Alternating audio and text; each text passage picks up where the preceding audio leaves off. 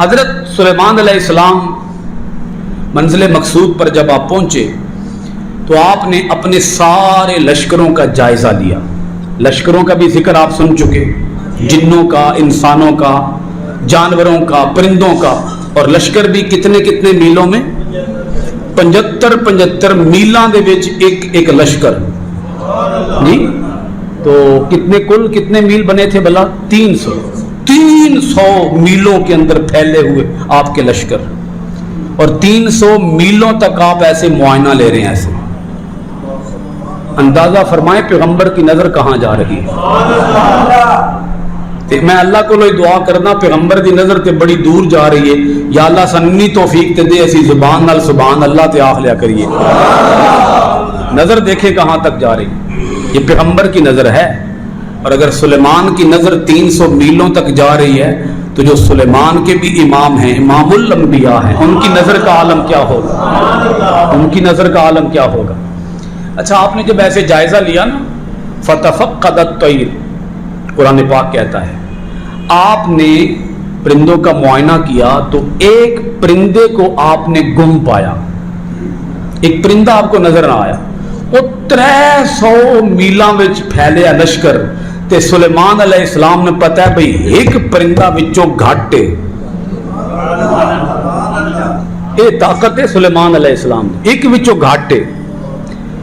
انج سمجھ لو بھئی استاد اگر وہ دے سامنے 40 سٹوڈنٹ بھی بیٹھے ہون نا، 40 جی، تے ان کو نہیں پتہ لگتا بھئی اج کیڑا ایبسینٹ ہے. ان پھر یا تے سارے رول نمبر بولنے پہن گے جی، تے رول نمبر بول کے ان پتہ لگے گا بھی اج کیڑا غائب ہے. 40 بندے بھی سامنے بیٹھے ہون، 40 بچے بھی بیٹھے ہون تے پتہ نہیں لگتا بھی اج کنے بچے وچوں غائب نے، کنے چھٹی تے کنے غیر حاضر نے. انج ایک نظر آپ نے پائی تے نال ہی آپ نے فرمایا ایبسینٹ ہے. ہد پرندہ نظر نہیں آ رہا. دیکھیں قرآن کے الفاظ، فتفقد الطیر فقال ما لی لا اری الہدہد، ہد مجھے دکھائی نہیں دے رہا. ہد مجھے دکھائی نہیں دے رہا. ام کان من الغائبین، کیا وہ مجھے دکھائی نہیں دے رہا یا واقعتاً وہ ایبسینٹ ہے، غائب ہے، کہیں چھپا ہوا ہے، کسی کے پیچھے ہے، سامنے آئے. یا پھر مجھے بتاؤ بھائی وہ واقعی غائب ہے. میں صحیح کہہ رہا ہوں کہ وہ غائب ہے. اچھا، آپ نے ساتھ ہی ارشاد فرمایا لأعذبنہ عذابا شدیدا او لأذبحنہ او لیأتینی بسلطان مبین. سورۃ النمل آیت نمبر 21. آئے گا تو اسے سزا دوں گا، سخت سزا دوں گا، ضرور سزا دوں گا، بڑی سخت شدید قسم کی پنشمنٹ ہوگی اسے. یہ ڈسپلن ہے. ڈسپلن کی سمجھ آ رہی ہے؟ نظم و ضبط، قاعدے اور قانون کی پابندی ہے کہ وہ بغیر وجہ کے چلا گیا. اگر وہ بغیر وجہ کے گیا، بغیر وجہ کے اس نے چھٹی کی، بغیر وجہ کے وہ یہاں سے غائب ہو گیا تو اسے سزا ہوگی. اس نے قاعدے کی، رول کی خلاف ورزی کی ہے. لہذا رول، ریگولیشنز اور ڈسپلن کی خلاف ورزی کرنے پر میں اسے سخت سزا دوں گا. ہلکی سزا نہیں، سخت، شدید. یا پھر لأذبحنہ، ضرور اسے ذبح ہی کر دوں گا. اب وہ آئے گا تو اپنا کیس بتائے گا نا، اپنا ریزن، اپنا سبب چھٹی کرنے کا، غائب ہونے کا. سبب کیا تھا؟ سبب میں سنوں گا اور سبب سن کر پھر فیصلہ کروں گا کہ اس کے جرم کی سزا کیا ہے. یا تو سزا ہوگی یا پھر سرے سے جان سے ہی جائے گا. او لیأتینی بسلطان مبین، یا پھر وہ میرے پاس کوئی خبر لے کے آئے گا، پختہ پکی خبر. کیونکہ ہد پرندہ آپ لوگوں نے دیکھا ہوا ہے، ویسے لمبی سی چونچ ہوتی ہے، براؤن کلر کا ہوتا ہے، درختوں کے اندر اپنے گھونسلے، اپنے گھر بناتا ہے، درختوں کو کاٹ کر یا درختوں کے اندر سوراخ کر کے. اس کی چونچ بڑی سخت ہوتی ہے. اب کچھ ذہن میں آ گیا ہوگا. پنجابی زبان میں کیا کہتے ہیں جی؟ چکیرا. چکیرا جی، چلو چکیرا. سر کے اوپر اس کے تاج بھی ہوتا ہے. ہاں جی بالکل. تو ہدہد پرندہ جو تھا وہ آپ کے پاس سے جب بھی جاتا تھا اس کی صرف ایک ہی ریزن ہوتی تھی کہ اس نے کسی علاقے کے اندر خبر لینے کے لیے جانا ہے. آج کل کے موجودہ دور میں جیسے ڈرون کیمراز بھی ہوتے ہیں, ڈرون کیمراز وہ ایسے مختلف علاقوں میں بھیج کر اس سے پھر خبریں لی جاتی ہیں, تو وہ انٹیلیجنس کا کام کرتا تھا, وہ انویسٹیگیشن کا کام کرتا تھا, وہ آپ تک خبریں پہنچاتا تھا. آپ کا پرندہ ہدہد غائب تھا. فَمَكَثَ غَيْرَ بَعِيدٍ, کچھ ہی دیر کے بعد وہ آ گیا. یعنی حضرت سلیمان علیہ السلام نے ادھر بات کی, بس تھوڑی سی دیر گزری, پہنچ گیا. فقال, اس نے آ کر کہا احطت بما لم تحط به, میں وہ چیز دیکھ کر آیا ہوں, وہ علاقہ دیکھ کر آیا ہوں جو علاقہ ابھی آپ نے بھی نہیں دیکھا. اس علاقے سے ہو کے آ رہا ہوں جس علاقے میں ابھی آپ نہیں پہنچے. وَجِئْتُكَ مِنْ سَبَإٍ بِنَبَإٍ یقین, میں ملک سبا سے آپ کے لیے پکی خبر لے کے آیا ہوں. کس ملک سے؟ ملک سبا سے. یہ آج کے موجودہ دور میں یمن کا علاقہ بنتا ہے. اور اگر اس وقت حضرت سلیمان علیہ السلام فلسطین میں تھے جب یہ بات ہو رہی تھی, تو فلسطین سے لے کر یمن کا جو فاصلہ بنتا ہے وہ بنتا ہے لگ بھگ 1500 میل کا فاصلہ. 1500 میلوں دور, 1500 میل دور وہ گیا بھی اور آیا بھی. اور ادھر بات کی کہ وہ غائب ہے, ادھر وہ ساتھ آ گیا, جناب میں حاضر ہو گیا ہوں, میں ملک سبا سے ہو کے آ رہا ہوں. یعنی آپ اندازہ فرمائیں اس ہدہد کی رفتار کا عالم کیا تھا. 1500 میل جانے کا, 1500 میل آنے کا کتنا ہو گیا؟ 3000 میل. اور ایسے آنے واحد کے اندر گیا آ گیا. اور یہ پرندے کی طاقت ہے. اگر پرندے کی طاقت کا عالم یہ ہے تو اس پرندے کے جو بادشاہ ہیں حضرت سلیمان, ان کی اپنی طاقت کا عالم کیا ہوگا. سوچنے والی بات تو ہے نا, ہم سوچتے نہیں ہیں. پیغمبروں کی بھی قوتوں کا لوگ انکار کر دیتے ہیں. لوگ کہتے ہیں دیکھیں جی یہ تو شرک ہو جائے گا. اگر یہ شرک ہو جائے گا تو یہ شرک تو قرآن نے بیان کیا ہے. استغفر اللہ. الزامی جواب دے رہا ہوں کہ ہدہد کا واقعہ اللہ پاک خود بتا رہا ہے, ارشاد فرما رہا ہے. تھوڑی دیر میں ہدہد آ گیا اور ہدہد نے آ کے بتایا جناب ملک. اب دیکھیں نا, اس کو ہے پرندہ مگر اس پرندے کو پتا ہے کہ میں کس علاقے میں گیا ہوں. جی اچھا, گیا ہے, آیا ہے, راستہ بھولا بھی نہیں ہے. 1500 میل کی دوری پہ جا رہا ہے, پھر واپس بھی آ رہا ہے, راستہ جاتے ہوئے آتے ہوئے بھولا بھی نہیں ہے. جیسے اسے پہلے سے پتا ہے کہ میں نے سیدھا سفر کرنا ہے ملک سبا, اور سبا کے سارے حالات واقعات لے کے آیا ہے. پوری جاسوسی کر کے آیا ہے کہ وہ کیا کرتے ہیں, ان کے عقائد کیا ہیں, ان کا مذہب کیا ہے, ان کا دین کیا ہے, ان کے ہاں کس کی پوجا ہوتی ہے, ان کے رسم و رواج کیا ہیں. پوری مکمل ہسٹری, بایو ڈیٹا, بایوگرافی ہدہد پرندہ لے کے آ رہا ہے. آ کے کہہ رہا ہے جناب پکی خبر آیا ہوں, بڑی پختہ پیٹنٹ مضبوط خبر.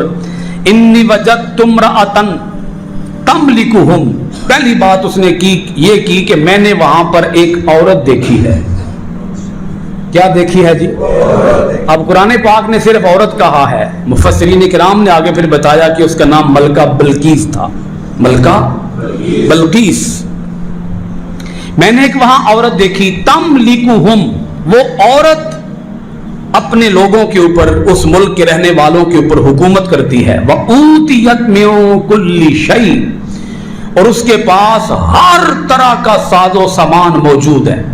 اسے دیا گیا ہے ہر طرح کا ساز و سامان. اس کا مطلب یہ تھا کہ وہ کوئی غریب ملک نہیں ہے, بڑا امیر ملک ہے. اس کے پاس قوت, طاقت, پاور, انرجی, زراعت, معیشت, تجارت, وہ ہر شعبے کے اندر بڑا کمال رکھتے ہیں, بڑا عروج رکھتے ہیں. وَلَهَا عَرْشٌ عَظِيمٌ, اور اس ملکہ بلقیس کا جو تخت ہے وہ بہت بڑا تخت ہے. عرش عظیم اس نے کہا نا. عرش کا معنی کیا ہوتا ہے ذرا بول دیں؟ تخت. عظیم کا معنی بہت بڑا, मुफस्सिरीन इकराम फरमाते हैं कि उसका जो तख्त था, उस तख्त की लंबाई 80 गज थी, चौड़ाई 40 गज थी, ऊंचाई 30 गज थी। 80, 40, 30 गज का वो तख्त, अंदाजा फरमाएं मलका बल्कीस जब बैठती होगी अपने तख्त के ऊपर, तो उस दौर के अंदर जो बादशाह होते थे वो अपनी अजमत का इजहार करने के लिए कि हम कितने अजीम बादशाह हैं, हमारी सल्तनत कितनी अजीम सल्तनत है, हमारी फर्मा रवाई, हमारी हुकूमत कितनी अजीम हुकूमत है, तो लोग उनके तख्त को देखकर उन पर फरेफ्ता हो जाते थे, उनकी अजमत का फरेब खा बैठते थे, धोखा खा बैठते थे कि हाँ वाकई यही बादशाह हैं।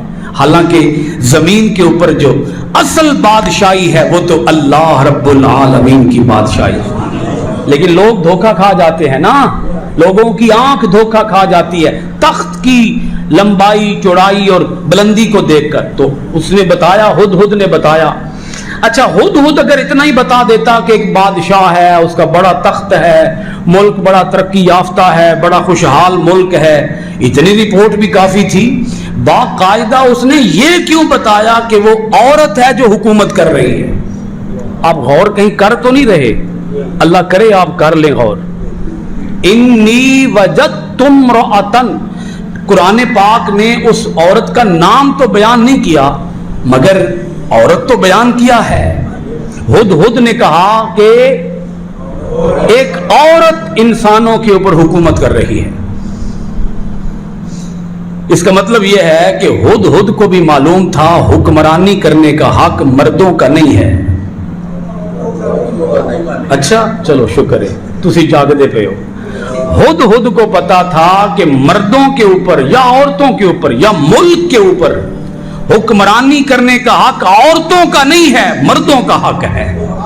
मुल्कों की जो हुक्मरानी है वो हुक्मरानी अगर औरतों को दी जाएगी तो उससे मुल्क कभी तरक्की नहीं करेगा, मुल्क जवाल दर जवाल का शिकार हो जाएगा।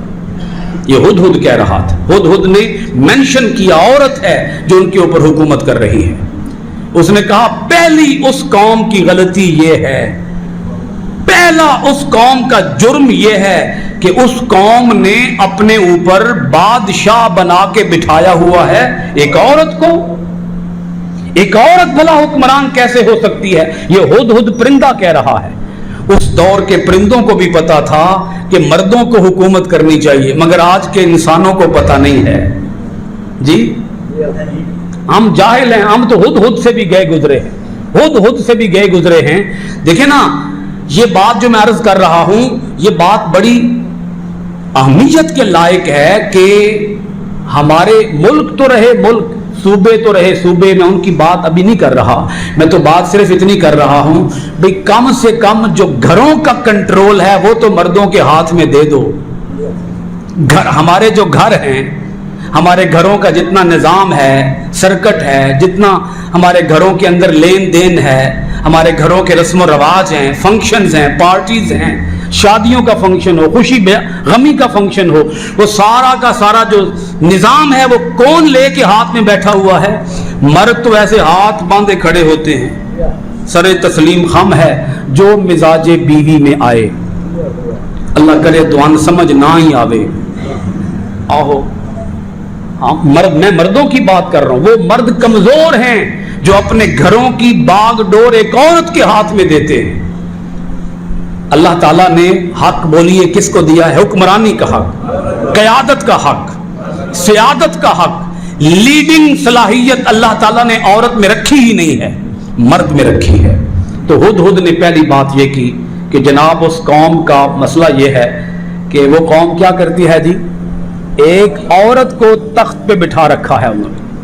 अच्छा, दूसरी बात उसने ये की, वजदतुहा व कौमहा यसजुदून लिश्शम्सि मिन दूनिल्लाहि व ज़य्यन लहुमुश्शैतानु अमालहुम फसद्दहुम अनिस सबील फहुम ला यहतदून।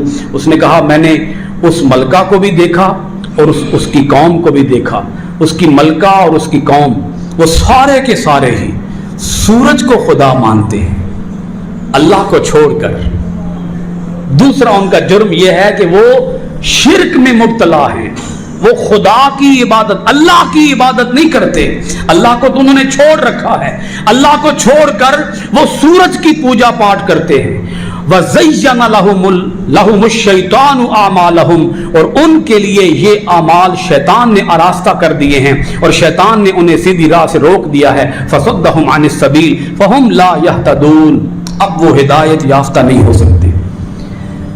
اب یہاں تک یہ بات کی اس ہدہد نے, اور آگے اللہ تعالیٰ کا کلام ہے اللہ یسجدوا للہ الذی یخرج الخبء فی السماوات والارض ویعلم ما تخفون وما تعلنون.